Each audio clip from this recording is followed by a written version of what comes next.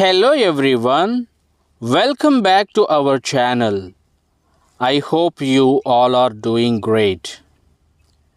Today, let's continue with episode 8 of Mana Inti Katha, a series designed to help you learn English through real life conversations. Friends, the last episode ended with Sudhir having a conversation with his sister in the kitchen. This episode begins with Sudhir going up to the terrace to talk to his brother-in-law. So, without further ado, let's get started. Seeing Sudhir coming, brother-in-law says this. బావగారైనటువంటి Srinivas సుధీర్తో ఇలా అంటున్నాడు, రా సుధీర్, ఇంతసేపు ఎటుపోయినావు? Friends, మనకి ప్రశ్న వినగానే గుర్తొచ్చేది ఏంటంటే where have you gone all this time? పోయినవు, where have you gone all this time. కానీ మనం అర్థం చేసుకోవాల్సినటువంటి విషయం ఏంటంటే have gone means someone is still away. For example, he has gone to America. That means he is still there. అతను ఇంకా అక్కడే ఉన్నాడు. కానీ మనం ఈ ప్రశ్న ఎవరిని అడుగుతున్నాం? తిరిగి వచ్చినటువంటి వ్యక్తిని. ఇంతసేపు ఎటుపోయినవని తిరిగి వచ్చినటువంటి వ్యక్తిని అడుగుతున్నాం కాబట్టి where have you been all this time అని అనాలి, లేదా where were you all this while. అప్పుడు సుధీర్ అంటున్నాడు, సరుకులు తీసుకురావడానికి మార్కెట్కు వెళ్ళాను. I have been to the market to get some groceries. Actually mutton కోసం వెళ్ళాడు. ఈ ఎపిసోడ్లో గ్రోసరీస్ అని మెన్షన్ చేయడం జరిగింది, ఏదో ఒక కొత్త వర్డ్ నేర్చుకోవడానికి వీలుంటుందని. ఇక్కడ మీరు ఈ సెంటెన్స్ను జాగ్రత్తగా గమనిస్తే మనకు తీసుకురావడానికి అనగానే గుర్తొచ్చేటువంటి వర్డ్ ఏంటంటే బ్రింగ్. అయితే మనం ఇక్కడ గెట్ యూజ్ చేసాం, టు గెట్ సమ్ గ్రోసరీస్ అని యూజ్ చేసాం instead off to bring some groceries. మరి ఈ రెంటికి మధ్య గెట్, బ్రింగ్, ఈ రెంటికి మధ్య ఏదైనా తేడా ఉందా అని అంటే ఉంది. ఈ రెండింటికి మధ్య ఒక చిన్న తేడా ఉంది. అదేంటంటే ఫర్ ఎగ్జాంపుల్, నేను షాప్కు వెళ్ళి పాలు తీసుకురావడానికి షాప్కు వెళ్ళాను. I went to the shop to get milk అన్నారంటే you went, you bought it and returned. ఇక్కడ మనకి ఫోకస్ వచ్చేసి అక్వైరింగ్ మీద ఉంది. అదే మనము బ్రింగ్ యూస్ చేయాల్సి వచ్చినప్పుడు can you bring me a glass of water అని అంటాం. That means you already have it and need to move it. Water మీ దగ్గర ఆల్రెడీ ఉంది. ఇక్కడ ఫోకస్ వచ్చేసి అక్వైరింగ్ మీద లేదు. దేని మీద ఉందంటే మూవ్మెంట్ మీద ఉంది. Carrying something to a place or transport చేసే దాని మీద మనకు ఫోకస్ ఉన్నప్పుడు బ్రింగ్ అనేటువంటి వర్డ్ని యూస్ చేస్తాం. దీనిని మీరు గుర్తుంచుకోవాలి.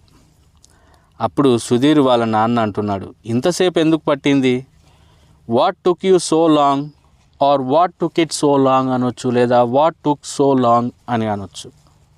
అప్పుడు సుధీర్ అంటున్నాడు, మార్కెట్లో చాలా రద్దీ ఉంది. The market is packed. The market is packed అంటే the market is very crowded. Alternative sentences వచ్చేసి the market is bustling. The market is bustling అంటే బాగా ఎక్కువ మంది ఉన్నారన్నమాట. The market is full of activity with people moving around busily. అలాగే the market is jam packed అని కూడా అనొచ్చు. అంటే ఏంటంటే ఇది కూడా ఎక్స్ట్రీమ్లీ క్రౌడెడ్, చాలా ఎక్కువ మంది ఉన్నారన్నమాట, almost overflowing with people. So అలాంటి సందర్భాల్లో ఈ ఆల్టర్నేటివ్స్ని యూజ్ చేయొచ్చు. తర్వాత వాళ్ళ బావతో అంటున్నాడు, ఇన్ని రోజులకు మా ఇంటికి రావాలనిపించిందా బావా? ఏంటట? Did you finally feel like coming to our house after all these days brother in law? Here in this sentence finally means after a long time or at last. indicating that the visit was delayed or took longer than expected. అప్పుడు వాళ్ళ బావగారైనటువంటి శ్రీనివాస్ అంటున్నారు, పోయిన సంక్రాంతి పండుగకు వద్దామనుకున్నాను, కానీ వీలు పడలేదు అంటే I couldn't find time అని అనొచ్చు. I wanted to come for the last Sankranti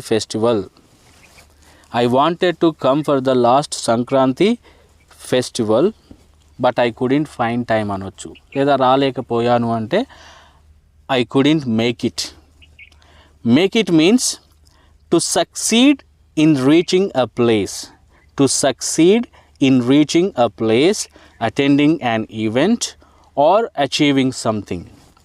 For example, I couldn't make it to the party అన్నారు అనుకోండి, I was unable to attend the party అని అర్థం.